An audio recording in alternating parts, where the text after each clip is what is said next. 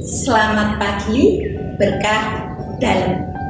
Suster, Bapak Ibu dan anak-anak sekalian, bertemu kembali pada renungan Selasa 28 September 2021.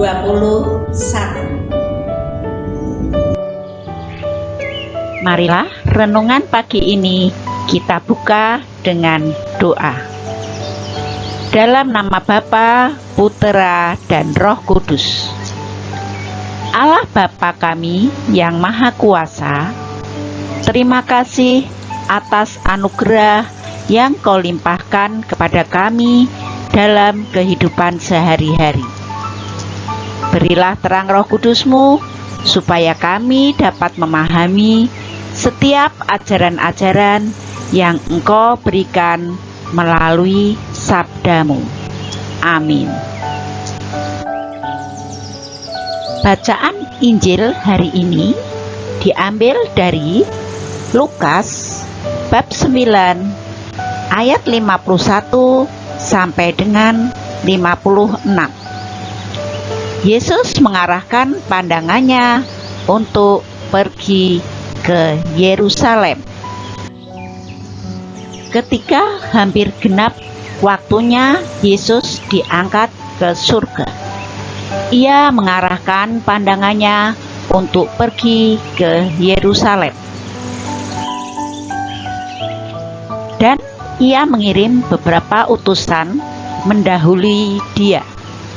Mereka itu pergi lalu masuk ke suatu desa orang Samaria untuk mempersiapkan segala sesuatunya.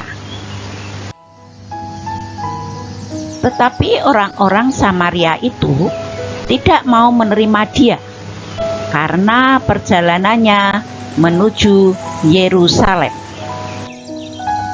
Ketika dua muridnya, yaitu Yakobus dan Yohanes, melihat hal itu, mereka berkata, "Tuhan, apakah Engkau mau supaya kami menyuruh api turun dari langit untuk membinasakan mereka?"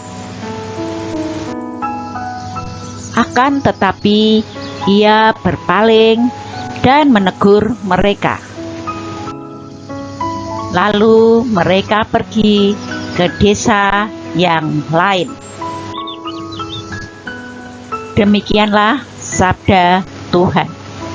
Terpujilah Kristus. Renungan.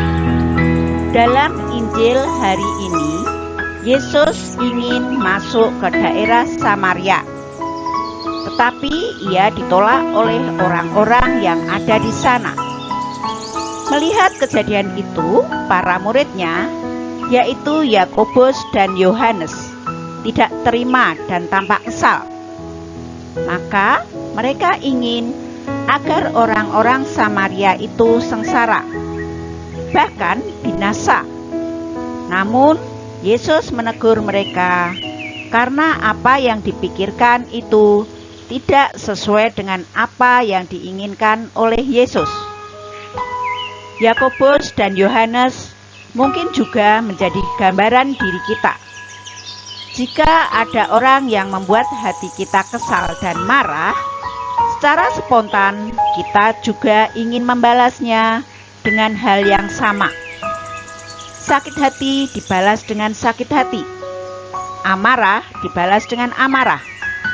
Tentu hal ini tidak sesuai dengan ajaran Yesus yang mengajak kita untuk mendoakan, mengampuni, dan melakukan hal-hal yang baik kepada orang-orang yang telah membuat hati kita hancur dan hidup kita menderita.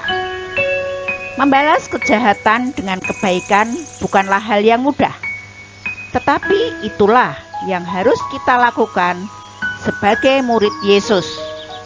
Justru itulah kekasan dan kelebihan kita sebagai orang-orang Katolik, dan kita harus bangga dengan ajaran Yesus itu.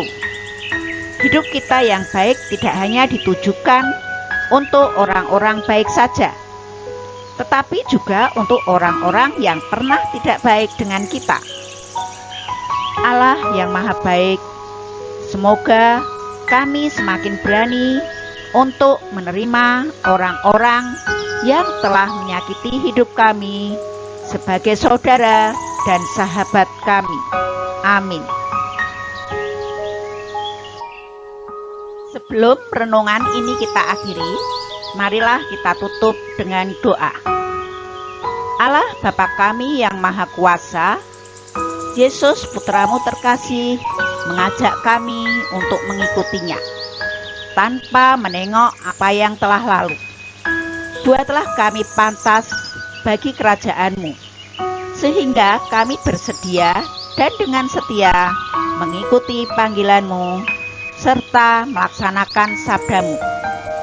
Dalam nama Bapa, Putera, dan Roh Kudus. Amin.